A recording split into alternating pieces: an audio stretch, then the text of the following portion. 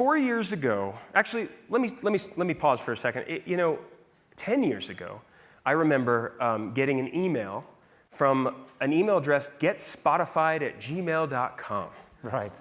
And they were telling me all about this service that was going to change the way we listen to music. And I think I had like an MP3 player at the time. And I heard it from a friend of mine who's in the industry. And fast forward today, it's a huge part of your life, and it is your life. I think that's just remarkable. So 4 years ago, Scott Borchetta, who runs the music label that Taylor Swift was once signed to, on this stage said the following. What Daniel Ek, the CEO of Spotify, fails to recognize is that he hasn't been a good partner to the creative community. Alex, is that true then? And, if not, how has that changed in the last 4 years? Lots changed. Good question. Per the title, definitely friend of the industry. Not foe? No, definitely not. I think it's worth putting into some historical context. So if you look back in time, let's say 20 years ago, there were roughly 20 to 30,000 artists that were living off of their art. And cost of distribution was high. So you saw that the money went for the proven artists. And you couldn't really fault the industry for that, right? So at the same time, on the customer side, an album costs $15 on average. And so you'd think twice before you would go for a new artist. Today, that cost is virtually zero, right? So just on Spotify alone, we have 11 billion artist discoveries every month, which literally means that there are 11 billion chances for artists like Fletcher to gain a new fan. So I think we've come a long way from what you described. I get the appeal of not having to spend, the consumer appeal of not having to spend $15 for an album, although I really wanted that hidden track at the end, But why? Bonus tracks. Right, exactly. Yeah. All about the bonus tracks, right? Why is that a good thing for artists? $15 was a sweet deal. It's good for artists because we're in the business of connecting artists with fans, and the more fans we can connect you with, and the better tool set we can build out, the better for the artist. At the same time, we're paying back a lot of money to the industry, and the pie keeps growing. So in general, if it's good for us and the artists and the industry, I think we're all winning. Yeah. How much do you pay per stream? To be honest, I don't have that number off the top of my head. Sure. But the number I have on top of my head is the 10 billion euros we've paid out to date ever since we started, and that goes to the rights holders, which in turn kind of goes to artists and songwriters. Got it. Fletcher. Yeah. What role does Spotify play in your mix? I think streaming really opened up a whole new opportunity for artists because prior to streaming, the only way to really get your music out to your fans was through like CD stores, costly distribution. The only way to get discovered was through like traditional media outlets like radio and TV. And so I think streaming really broke down a lot of those barriers for artists at all stages of their careers to help them create a global fan base.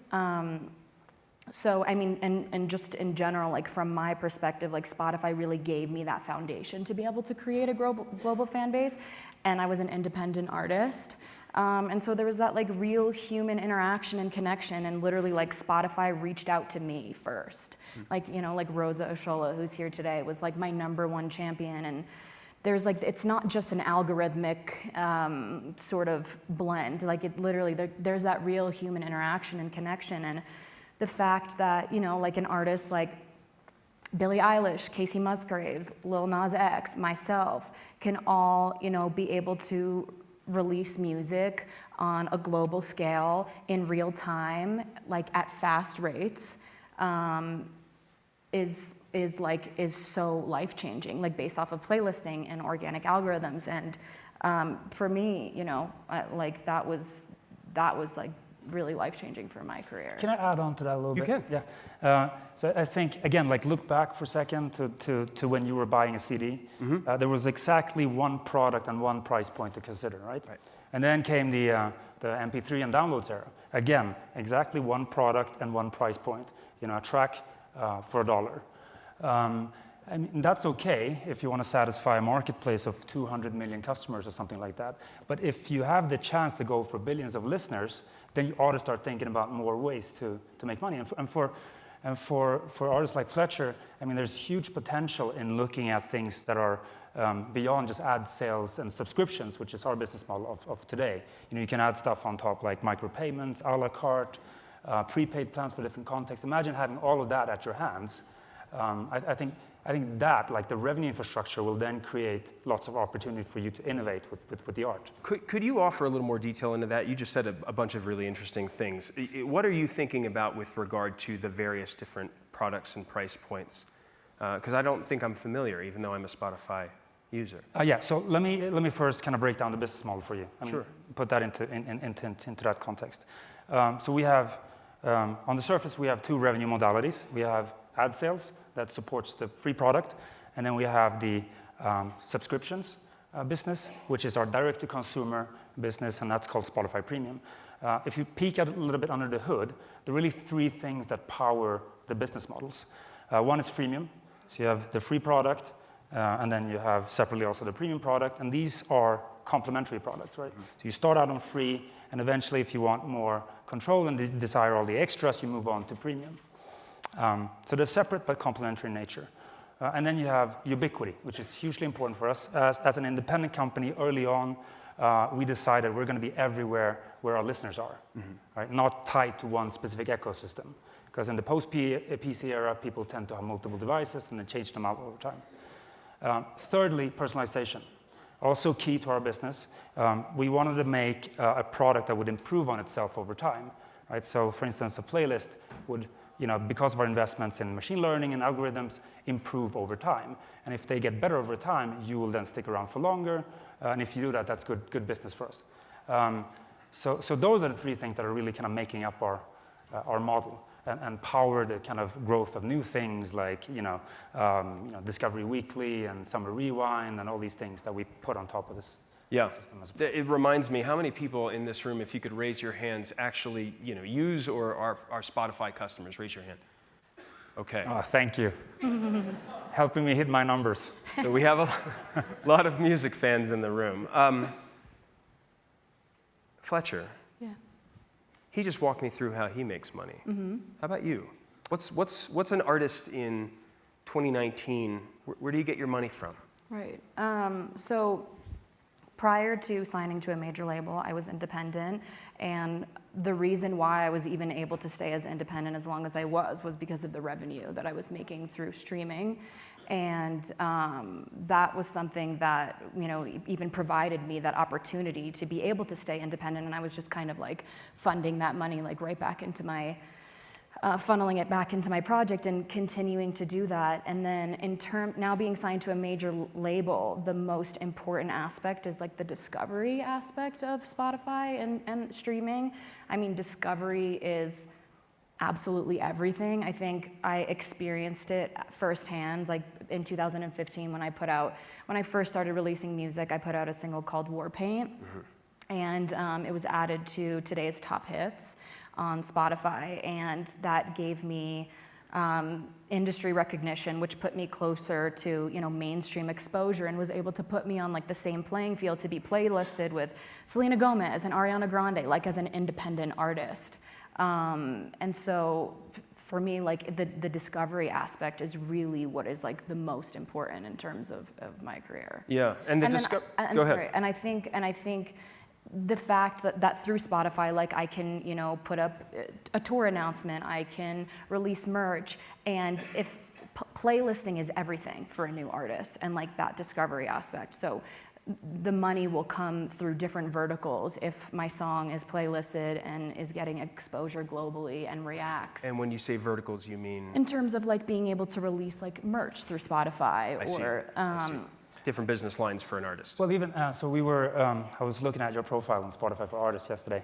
And that's a tool that we offer for artists. I think we have a couple of 100,000 artists on it. And with that, you can, for instance, in Fletcher's case, discover that your hardcore fan base is in Chicago, right. And then when you're planning your tour, you might think, I'll spend an extra night or two there to reach my audience. Totally. So stuff like that, we keep investing in. Yeah, like Spotify has provided me with the tools. It honestly has become a very essential member of my team. Like Spotify, artists, insights for artists. Like I'm able to break down the fact that, most of my fan base is in the US and Canada, and that I have a really strong following in Germany. I can see that my top 5 listening cities are Chicago, New York City, Los Angeles, Dallas, and Atlanta. Don't forget Aspen.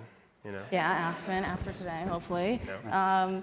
And so I'm really able to break that down to the most basic level. I can even see what songs are streaming the best in which city. So I can even tailor what songs I'm going to perform in that city based off of that. I can see their anonymized geographic locations. I can see what other artists they're listening to that are similar. I can see the number of real-time listeners.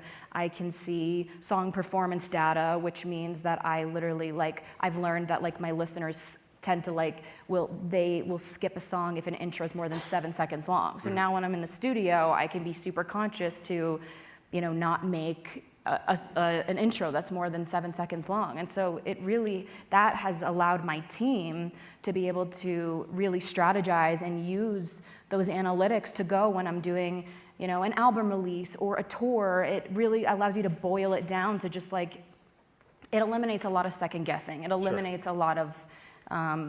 So it sounds like an incredible tool, and that definitely matches with what I've heard from most people I've spoken to in the recorded music industry. But what about the money? There was a report last year from Citi, the bank. Total music revenue is up to $43 billion a year. So congrats. We're listening to more things than ever. I think that's a U.S. number. But the artist take home is 12%, and the blame is to value leakage. So, you're an artist, you deal with artists all day long. How do we make sure that they get paid? Because the tool sounds amazing. The access, the marketing sounds amazing, but discoverability, no question. How do you get paid, or should you not? It's an important question, but it's a complex topic at the same time. So the debate isn't whether, artists and rights holders should and songwriters should be paid more or not. We believe they really should. It's how you get that done. And for us, it's important to keep growing the pie as it has been. Yeah. I have a question about that. Spotify said a few times that it believes that people, songwriters should get paid more, but there was a recent appeal that the company filed against the U.S. Copyright Royalty Board, which had made a decision to pay songwriters more. Songwriters like Fletcher, actually, right? You have writing credits on your stuff. And you appealed that. Why? I'm no legal expert, but what I am is someone who helps artists connect with fans. Sure. And so for me, it's the important thing is to keep increasing the audiences, so to grow the pie. Yeah, got it. And Spotify really has been, in the middle of this, the resurgence of the music industry, and we keep paying back money. We've paid back more than anyone, in the industry. So. And it keeps going up. It keeps going up, and we're growing, and so I think we're moving in the right direction. I think even just the fact that Spotify highlights songwriters, though, in such an incredible way, the fact that there's even an option to go and look and see who exactly wrote the song, I think that's, just, especially as a woman in music, I think we are far underrepresented. Artists make up about 17%, female artists make up about 17%, songwriters 12%, producers even less than that, 2%. So I think for the younger generation to be able to go in and click that little toggle and be able to see, some of the most badass female songwriters, and just to even know that that's a job that exists, that they can write these songs. Songwriters deserve that credit. And I was making baller money when as an independent artist from my streaming revenue. I think Spotify does it literally was the reason why I was able to stay independent for as long as I did, which then allowed me the opportunity to grow a global fan base, which then gave me leverage to walk into a major label and be yo, I have this, and this. This is I'm walking in here with a finished product. I have the music written. I have like the spot. I have the following, Right. and the only reason why I was able to do that was literally because of Spotify championing me from day one. Yeah, I deeply want to ask you how much baller money is, but I'm not going to do that. I don't know. Maybe I think I'm an Aspen, and really wanna know. my frame of reference for baller money is like maybe quite different than the people that live here. But like, Fair. I'm a baller on a budget. There you go. Touche. I want to come to the audience for questions in just a minute, but Alex, I want to follow up on something you said earlier. So you talked about getting into different business models and things. I read that you were expanding into merchandise. You have obviously an analytics business. This is exactly what Fletcher was talking about. You're expanding internationally quite a bit. I don't mean to leave it to the U.S. Tell me a little bit about how you're vertically integrating, because it seems like that's where you're moving. Yeah. Again, it comes back to being in the business of connecting creators with artists. So all of the time, it's really about making these tools that we talked about and figuring out new ways to as we scale, to allow artists to monetize demand. And that's why I referred to some of the different modalities earlier. Like we haven't seen, advertising sales and subscriptions at scale any time like this before, in the music industry. We're in 79 countries. We're roughly 217 million monthly active users, out of which 100 million are paying, and we just keep adding. We added 10 million net subscribers each 6 months in the last 2 years, so the pace is awesome. And as we do that, we just keep investing into again, like creator and fan. Actually, I'm going to follow up one more on that. Yeah. You just outlined all these great numbers and economics. What about profitability? Profitability. At Spotify, we focus on growth. And the reason why we're doing that's true, and I'll put that into context. Again, let's take it back to, let's say, the turn of the millennium. The music industry has, historically been excluding the majority of its vast potential, I believe. Right? So let's say in 2000, there were roughly 200 million customers that bought CDs, among them you and I. Right? So the industry was great at packaging a premium product for people who were willing to pay $15. And then came the advent of piracy and MP3s and downloads and iTunes. And as such, the album got unbundled. You were able to pick a track from one album and then pick another track from another album. So the customer experience changed and improved. Now with streaming, I think we're taking a huge step in the right direction. I think this transition is much bigger than what we've ever seen. We're legalizing streaming. We are putting multiple business models on top of it. It has the potential to reach billions, so it's going in the right direction. And that's really the context of why we're still prioritizing growth, because we're in the early innings of this. I see. Still early innings, despite that direct listing. All right, let's go to questions. Yes, I've got one way back here. Please, your name and who you're with. My name is Bill Magnuson. I'm with Braze. And my question's actually on the same topic of profitability. As you guys have scaled, it seems like your payments to the recording industry and to the major labels have generally gone up linearly, which would imply you're gaining scale, but not necessarily gaining bargaining power. What is it going to take for you to get bargaining power over, the people that are holding all the music license rights, and how does that, when does that change? Good question. I can't comment on the relationship with our rights holders. What I can say is that, again, I mentioned the $10 billion number. We've paid back so much money to the industry, and we just keep growing. And both of us, both us and the rights holders, are in the middle of this resurgence of the music industry. So we're all in it together, and so I think it's going to work itself out. Isn't that making it hard for you guys to expand your margins, that dynamic, the fact that the labels hold so much power in your relationship?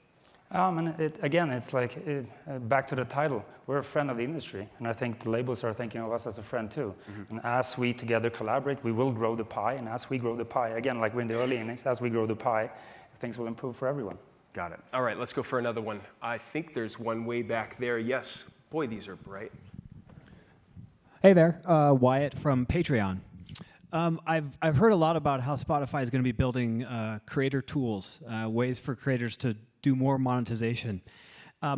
It seems tricky, though. I try to put myself in your shoes, and I wonder if a creator is able to better monetize their best fans but that started to like chip away at the subscribers on the consumer side.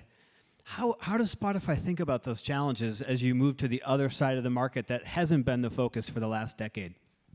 That's a good question. First of all, I think we're moving into kind of a different era. Like the last era was really about, build a great product, get a happy customer, and then get lots of recommendations. The new era is kind of what you're talking about.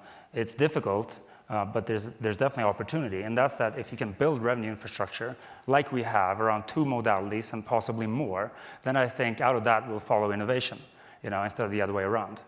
And we're looking into that, and we're closely collaborating with artists around it. Right on. All right, I see one back there. Yes. So as you move forward, can you talk a little bit about discovery, just from both the artist's perspective and Spotify's perspective? How does one get on a playlist more? It seems that Spotify has been saying that we want to do A&R in the future for labels. I mean, don't want to replace the label, but if you want to get on a playlist more potentially, or get your artists discovered or find new artists, we can charge the labels to do that. Conversely, I'd love to know how an artist gets more plays on Spotify. How do you get on that playlist? Great question. What do you think about answering that question? Yeah, I think my personal favorite thing about Spotify, I think, is the fact that its accessibility across all devices. The fact that an artist is able to interact and engage with their fans at any point throughout the day. It's the curation and algorithmic blend of it. So programming knows the music that I like, and then based off of that, it introduces me to other artists that I probably never would have been able to discover otherwise, just based off of that algorithm. Honestly, I think one of the most impressive parts about the platform is the viral chart. So that basically, when you put out a song, it's showing you in real time exactly how your song is performing, which is like such a useful tool in terms of, deciding if you want to continue to invest like in a music video, or if you want to put a feature on a song, or exactly kind of how that's happening. And I mean, a lot of it is just based off of like the algorithm of Spotify in terms of like how you continue to get playlisted. But Yeah. there are humans as well, aren't there? Yeah, for sure. And then There's- there's additional software on top of that enables humans to actually kind of parse through what's being submitted. So we half a year ago or something like that, released a tool called New Playlist Submissions, which means that artists themselves can submit tracks to playlists. And then when that happens, we'll see that, and then we have editorial teams and algorithms and machine learning that helps us put that in the right place. Yeah. I have a follow-up question for you, Fletcher. You're signed to what, Capitol, right? Why did you need a big label?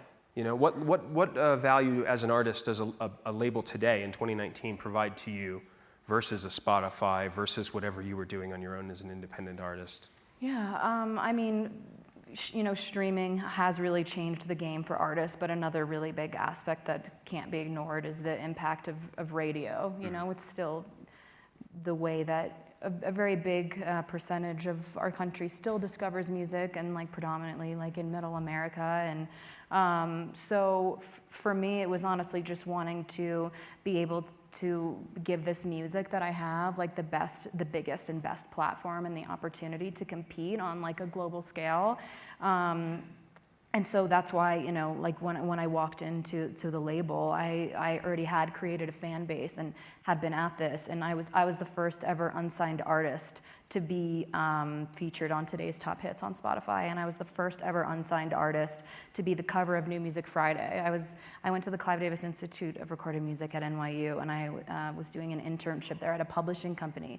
And the week I was the face of New Music Friday, my job at the publishing company was to look through and look for unsigned artists. And so my boss is like sitting next to me. He's like, "Hey, just write me a list of all the unsigned artists that you see."